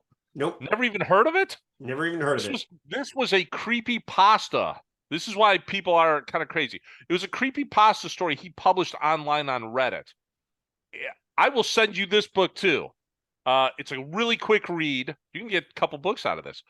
It's and even he talks about it. It's written from the point of view of this character being an adult, and he even says, "Look, I'm writing this from memory. Some of these things may conflict as you read this story. Some of them might not make sense, but this is my memory after talking it out with people recently." So he talks to his mom basically, and he gets the story behind what tend to be like 4 short stories. And it starts when he's a kid, and simple premise is he's a kid who kind of lives alone. He doesn't have a lot of friends, has one good friend growing up. He goes to school, grammar school, and they do a project where, you put a note in a balloon and you let it go and it floats away. And then whoever gets it is supposed to send the note back. And then you map it on a page as to where they are. The instructions are send a picture of wherever you found this balloon back to the school project. So he gets a picture back that makes no sense. It's just a picture of like a street. And he's like, all right, whatever. And then he gets another picture back and another picture back. And eventually they realize these are all pictures of him. And someone is now stalking him. And that's all I'm going to say. And that's only the very tiny bit of the beginning of it. I love this book. It was a quick read. It's very punchy. The end I thought was super freaking grim, but horrific. And anyone I've given it to is like, oh man, that was just a lot of fun to read. So Pen Pal is my number 3. He's got a new book out called Bad Men, which I think it's called Bad Men, which I'll read. If it's anything like this book, written like it, very easy read. A lot of people don't like it. Who don't like it because of the style, but they all kind of like the story. Because again, it's almost like a coming of age, super creepy story. All right, That doesn't, we're at the 2-hour mark, so I'm going to try to get us. That's fine. Even though we're at the top books, which is the worst time to go quicker. That's fine. Number 3 for me is Goliath by Tochi Onyebuchi. I think. I don't know if I'm pronouncing it correctly. I generally don't, so that would be terrible. If you try to make me give you an elevator pitch of this one, I'm going to have a real hard time. And I'm going to get on my soapbox here a little bit. One of the things I don't like about modern science fiction, as a guy who loves new wave 60s science fiction, is that I think the modern sci-fi is a little too safe, and they don't take risks, and it's a little soft, gentle, and politically sensitive from time to time. This book is not soft, it's not gentle, and it's not politically sensitive at all. And from my perspective, that's a divergence from what's going on with modern fiction in general. Like, it's a very, everyone's very worried about offending people like all the time. And what's weird about this book is it's pushing boundaries all over the place. And so the reaction, because it's a progressive story in a sense, but this is a post-climate science fiction novel. that envisions like a world where the wealthy have escaped Earth to orbital colonies, and it's about the marginalized struggle of people at home. So wait, there's my elevator pitch. There you go. There you go. That's perfect. And this novel is about the intersection between racism, classism, climate change. I would compare it to a modern take on Stand on Zanzibar, John Brunner's, which I think is the greatest science fiction novel of the 20th century. It's not as long and epic as no one's publishing 500-page books anymore if they can avoid it. That's just not a thing anymore. And so from written by a Nigerian American with a really cool he wrote Riot Baby, right? That's a book Yeah. that I've been wanting to read for a while. Yes, and I haven't read Riot Baby yet. It's on my list. Based on Goliath. May have been. Yeah, this is a really great book. This is a really great science fiction book, and it could easily have been number one on this list, as all three of the top ones could have been. So yeah, Goliath by Tochi Onyebuchi. I'm sorry if I butchered your name. And he and I traded a few emails, but just couldn't get the timing right to get on the podcast. But yeah, really great book. And yeah, I put a lot of work into that review. Your number two. My top two books, honestly, either one could be number one. One is a author I just discovered. He has quite a few books out from what I understand, though, and I've already got a couple other books by him and I just bought his new book, which is called, I think it's The Guests. I'm not 100% sure. It just came out, though. This guy, when we talked about you need to get genre authors to write Twilight Zone episodes or anthology episodes, this book would be fantastic, and that is called Sour Candy by Keelan Patrick Burke. I don't know if you've ever heard of this author. Oh yeah, I have some of his work, and man, this book, by the way, literally, I don't know, an hour read. Designs a lot of book covers now. It's like that book cover's awesome. An hour read. This book would easily be a great Cabinet of Curiosities if it were turned directly into a screenplay. Premise of this is a guy is hanging out with his girlfriend. She wants some candy. He goes to Walmart. When he's in a Walmart, he sees this disheveled woman who is just a mess, almost looks homeless, and her child. The child is not a mess, but he just starts screaming. The child starts screaming and throwing a tantrum. So this guy's like, GTFO, let's leave. But when he gets home, it turns out the child's living at his house. And it just goes from there. And the child's like, yeah, I'm your kid. What are you talking about? And it goes places I didn't expect it to go. A lot of fun. It's not the last book I will read by this guy. Just a fun, you just want to read a quick book. Many of his books are bigger. This one I thought was great. Hit the sweet spot again. Sour Candy. There you go. I have his novel Kin on the shelf. I just never that is actually probably on my next to read book. Well, maybe not. I've got a couple other books on next to read before that, but Kin is on the shelf. And after I read this book, I looked into it. I read the pitch on the back of Kin, and I was like, I'm all in. That sounds great. Yeah, I have Kin on the shelf. I just haven't read it. All right, so my number two is this is one of those books that gets marketed as mainstream literary fiction, but it's actually science fiction.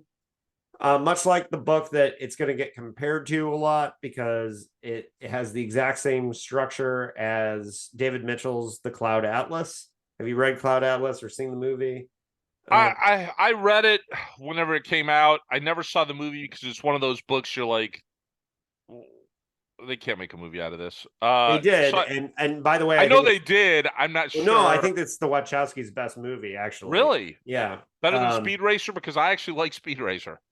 Well, I didn't like Speed Racer, but I think it's their best non-The Matrix movie. It's the best besides that one. So they were able to capture the book? Really? Yeah. Because this book is all over the place. That book is. And much like this book, my number 2, because it's very Cloud Atlas in the sense that it's a short story collection that weaves together as a novel. And it's funny because this is like the perfect 2020 book to come out in 2020, or to be written in 2020, because there's a pandemic that's like kind of woven through the whole thing. And like the first short story in it is about an amusement park for euthanizing children, where it's like, you're going to have a great time, and at the end of this ride you'll be dead, but you have a disease and you have no chance of surviving. So like, we've designed this whole amusement park. This book, I haven't said the name of the book. The book is How High We Go in the Dark by Sequoia Nagamatsu, who is a Minneapolis or Twin Cities author. And it's very similar in structure to The Bone Clocks or to Cloud Atlas by David Mitchell. There's a Station 11 thing kind of going on too. There's 6 stories that kind of all weave together in the end, and they get progressively more science fiction as they go, just like Cloud Atlas. It's not an original thing to be doing by any stretch of the imagination, but he pulls it off really well. I would say this is my number 2 book, even though one of the short stories pissed me off and I hated, and the rest were so good that it made up for the one that I thought was terrible. And I've known you long enough, 30 years now, that when you get pissed off about something, you usually throw it against the wall, and then it taints everything else about that subject. So well, that's saying something about the highs of the other stories, is what I'm saying. Yeah, and if you read, you'll know immediately, like, oh, this really bothered David. Yeah, one of the stories like straight up bothered me. And but at the same time, I will give the author credit that if he bothered me, he made me feel something. Yep. And it gets, the funny thing is I can talk myself out of the number 2 position with this book, in part because it is so derivative of Cloud Atlas and its structure, and even the fact that it gets progressively more science fiction. But the actual writing of the stories is so good, and that first novella about the amusement park and then the last one are so good that it got to my number 2 position. It was like, I just really had a great experience reading this book, and had absolutely zero luck getting the author on the podcast, even though I could have called in the favor of, I have a friend of a friend, a guy I grew up with is friends with him in Minnesota. And I didn't pull that card, but I tried to get him on the podcast and I had no luck. Huh.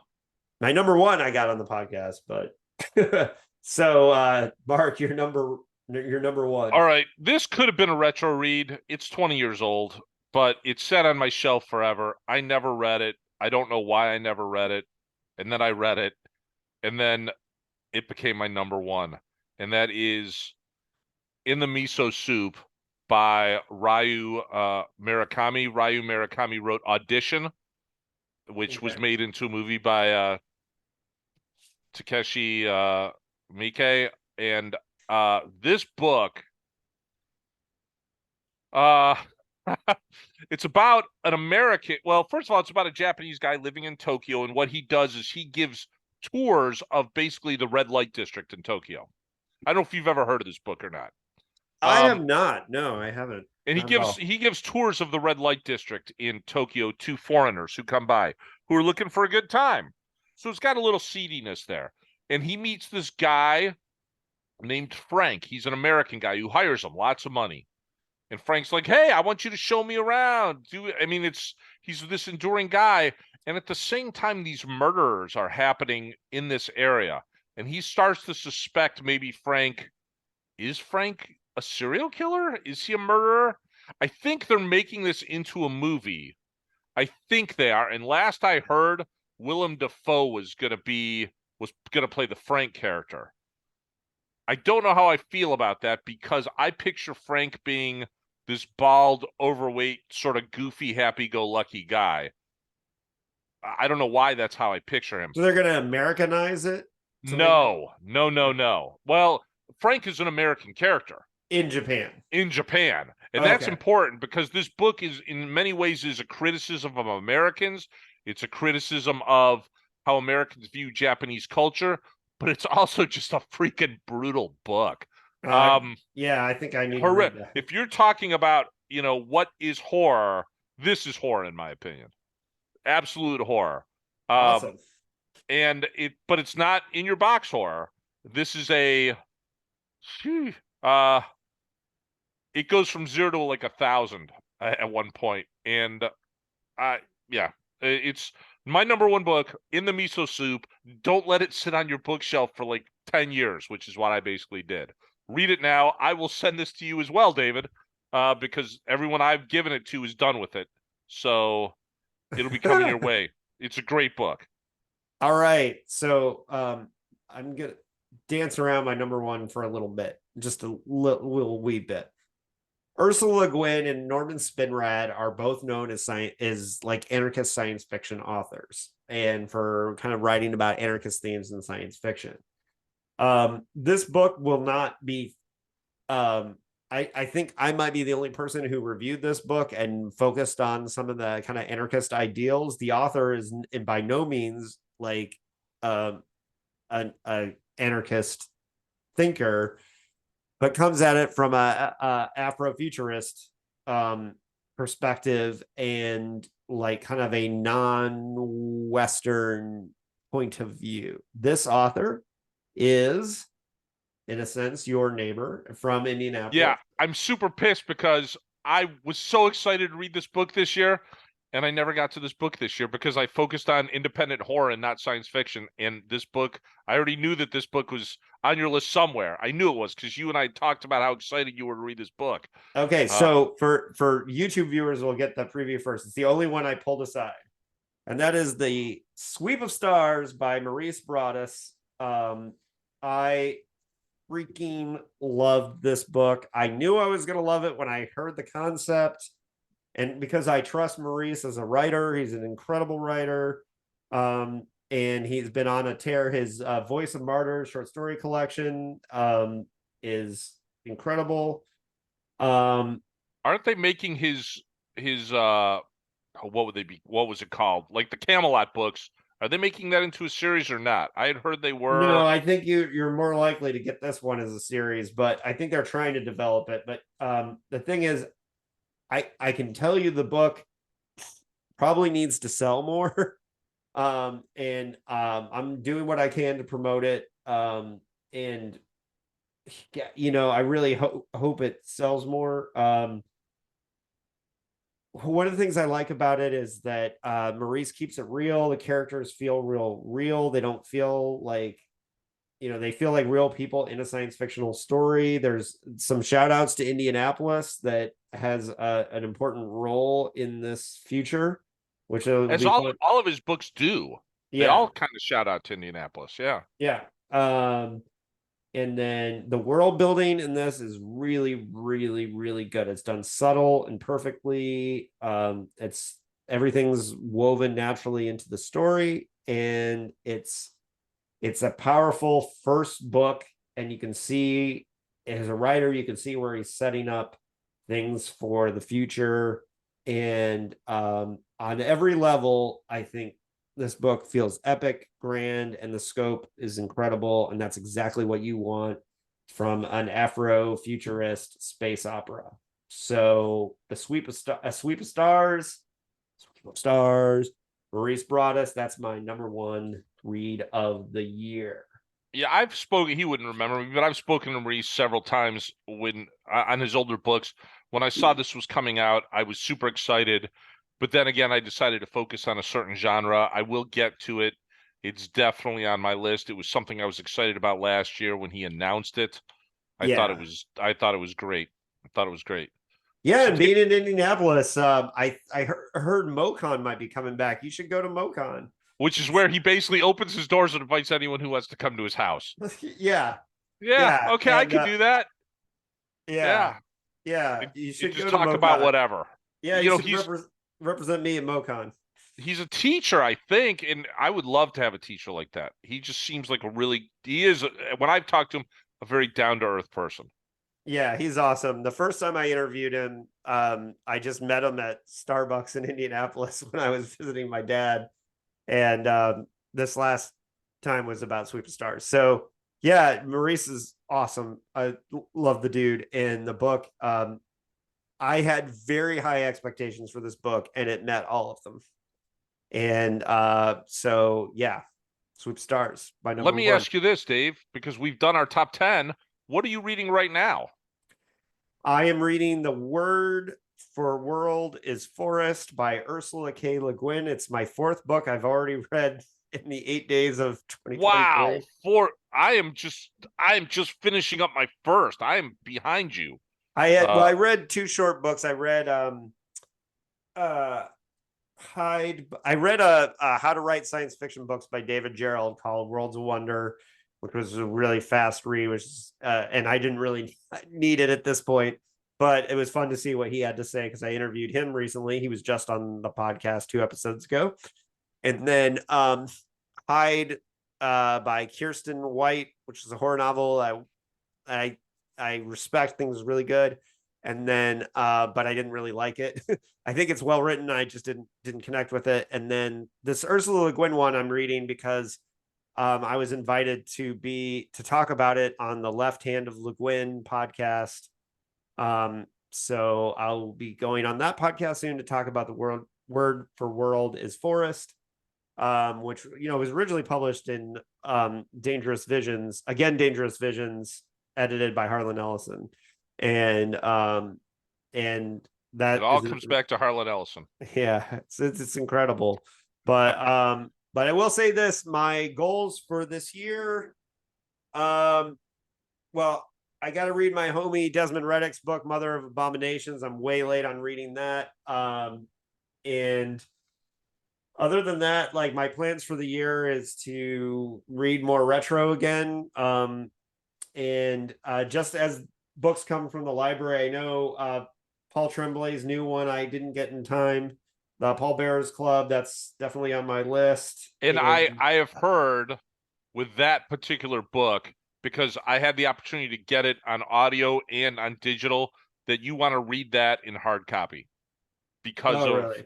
because the way there's some annotations in there that I've heard, and I don't know why, because I really have stayed away from the description, but you need to read that in hard copy because there's like handwritten annotations in the book, I guess. I don't know, but it looks cool. So big one that's coming soon for me is going to be Anybody Home, the home invasion novel by Michael Seidlinger, who's like a Clashmates label mate, basically.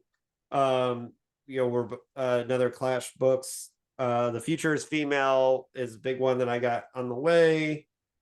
And then let's see. I got a lot of nonfiction books. The Terraformers by Anna Louise Newitz is on my list to read soon, and The Mountain in the Sea, which I heard was like the best science fiction novel, like one of the best science fiction novels of 2022. I never got to. And of course, I got to read the new Cormac McCarthy books eventually.